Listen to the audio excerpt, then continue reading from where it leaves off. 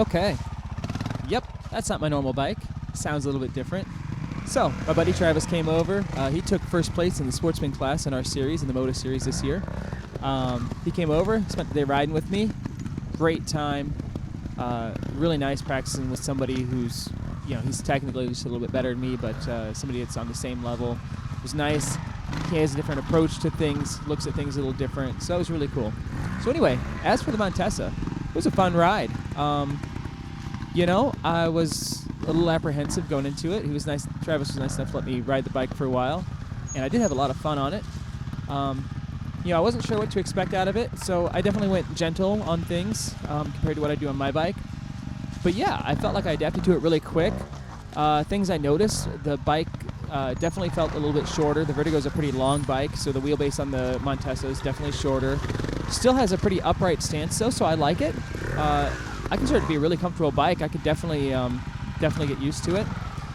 Travis runs his clutch to where it's just off of the grip. It likes to engage, or lock up, I should say. So definitely a fast, quick lock up. Not a lot of slip zone in it, so that took some getting used to for me. Travis, on the flip side, was having more room and more modulation that the Vertigo has. I can see there's a few times where he's expecting the clutch to bite in and go, and the bike just doesn't.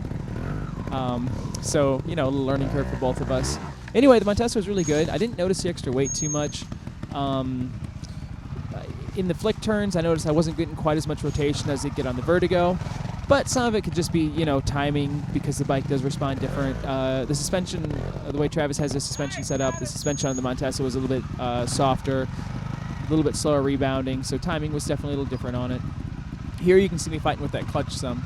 So when I come into this log, I initially hit it. When I hit it with both brakes on, and then once I get settled on the log, I let off the rear brake and slip the clutch to keep the front end driving into the obstacle, and then that way I can get my weight back on the bike and don't have to worry about the rear brake. So it definitely was a little bit hard. So this is the only time I encountered the 4-stroke stall. Every time, no other problems anywhere else. So here you'll see me fight it again. My timing was definitely off on this. It's still something I'm working on perfecting, and then being on his bike, I didn't want to go too hard and, break a rear fender or anything stupid like that. But it was still fun. The bike responded really well. I really enjoyed my time on it. So I'm thankful Travis let me get a chance to ride it. Okay, so next thing we did, we ended up setting up a actual section for us to practice on. I don't have much in the way of hills, but I do have a lot of logs, so we're able to get some technical tight stuff set up. So our original goal was to be able to come over this and then pivot the rear tire off to the left. But the section was a little bit tighter than it looked, and we soon found we needed to rethink our approach. So, me having the benefit of being the second rider, you can see I adapted after I saw what happened to Travis and got through it cleanly. Benefits of being the second rider. Anyway, back to Travis's ride. So this was our second variation of the section.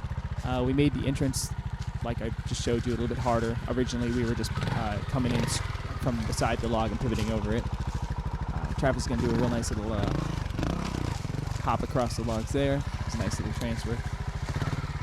But we did both clean this the way we have it, so we're like, okay, we need to make it a little harder. So this section was Travis's idea, and then the two of us kind of teamed up to make it progressively harder. It was so cool riding with him because, like I said, we're both in the same class, and we both have a slightly different approach to things. So it was really neat to see the way he attacks things and kind of compare it to the way I ride stuff, see the differences, and just kind of open up new ideas and possibilities on how things could be ridden. We ended up increasing the difficulty of the section, so we kept the same entrance. See, Travis learned from his first time through, did much better there.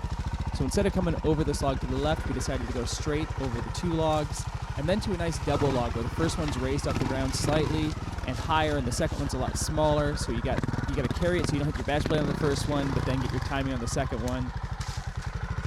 And then we kept the same tight corner here, and it actually tightened up the corners quite a bit because before we would be several feet towards us as you're viewing the video. So definitely an increased challenge. We both eventually did clean it. Unfortunately, I didn't get it on video. I'm so mad too because it felt so good for both of us to be able to clean it. even if, though, in the process of the first time I cleaned it, I did accidentally ram Travis's Montesa. He may have been parked in a bad spot, but I kind of rammed his bike and fell over into a tree and dented the gas tank on it. Oops, my bad. Sorry, Travis. Hey, that new carbon fiber cover is going to look great on there, though. Anyway, so Travis eventually ended up hitting it like this, but even more aggressive, carried the front, and then when the rear end hit that log, I believe he ended up kicking the rear end sideways a little bit, using it to do a little bit of a nose wheelie and pivot the rear end around, and then a single hop, and he was able to get out of it clean. Me, on the other hand, I took a slightly more technical approach to it, and this first time I really stuffed it up pretty bad on this stuff. So I actually got the front end bounced up, and I got raised off the ground. So when you only have that 2 points of contact, the rear tire and then the front up in the air, it made it really hard to balance. So I let the bike back down, got it on the ground. But eventually I was able to get a good hit where I was able to just get over, stuff, balance.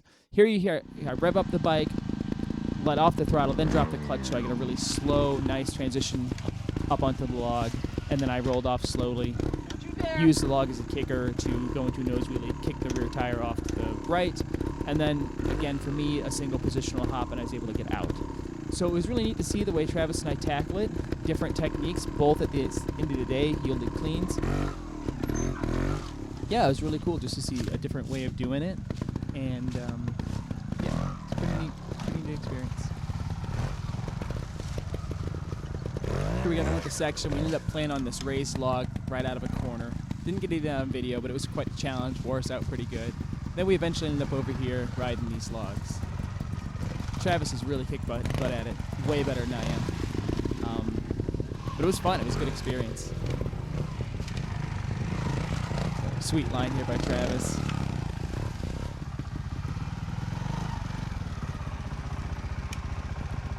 Real nice balance there. Very sweet.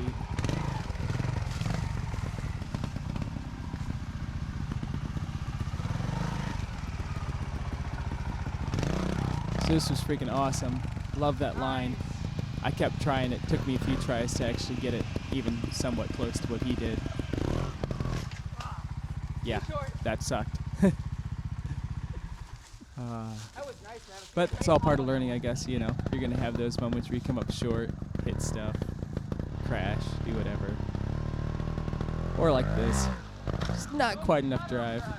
I made it over, but not quite what I was hoping for. That was my best. I ended up hitting the front tire a little bit too far.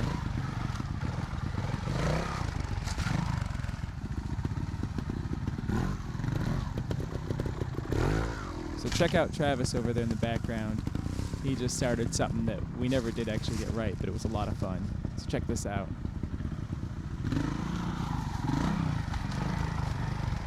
Oh, that's pretty ambitious. Okay, what did you just start? Something I should not do with the little amount of energy I have. Yeah, me either. Yeah, we kept trying. We probably spent about 15 minutes on it. Neither one of us got it. I think Travis was closer than I was, but yeah, it was a lot of fun. Great riding with him.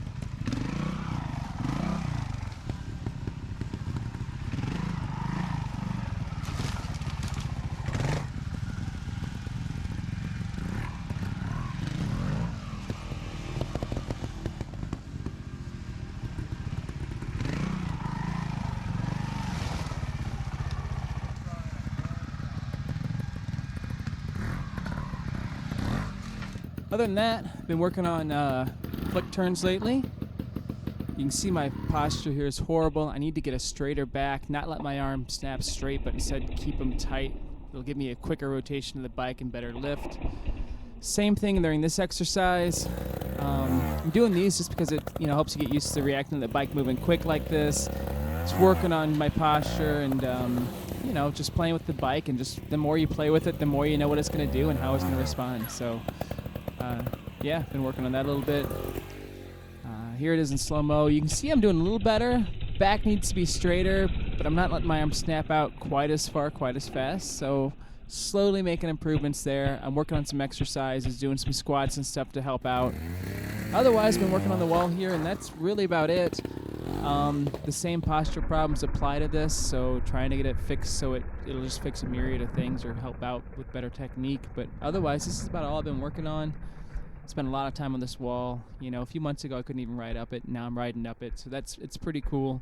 But still a long way to go to refine it. Anyway, guys, thanks for watching the video. Hope you enjoyed it, and yeah, I will catch you on the flick side.